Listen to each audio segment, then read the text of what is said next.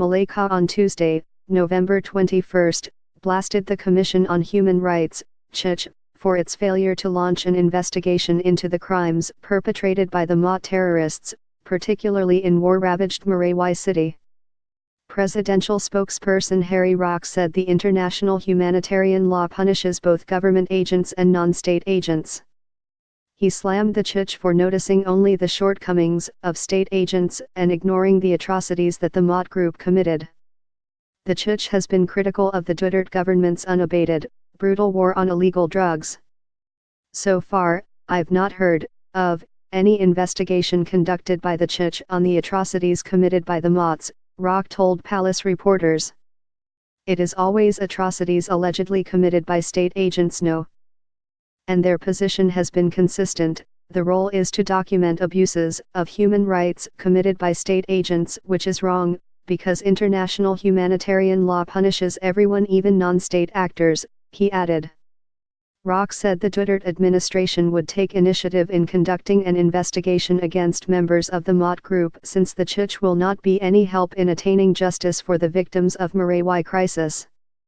One of our tasks is to gather as many information on the cases that we can file against members of the Maute terrorist group for violations of the international humanitarian law, which is the domestic law implementing the second additional protocol to the Geneva Conventions, otherwise known as punishing war crimes committed in non-international armed conflicts, Duterote's spokesman said.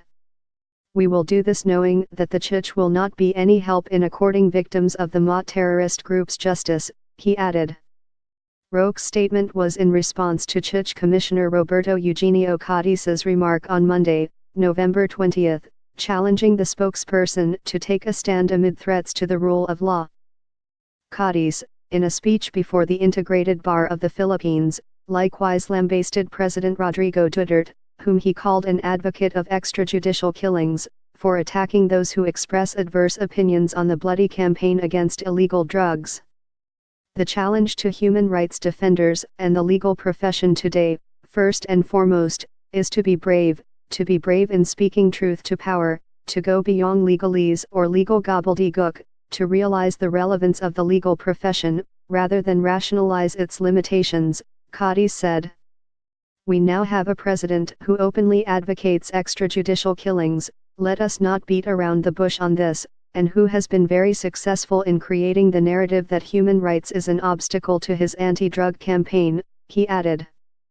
Duterte has earned heavy criticisms from the public, including the human rights groups, for the killings in line with the war against the narcotics trade. Sunstar Philippines.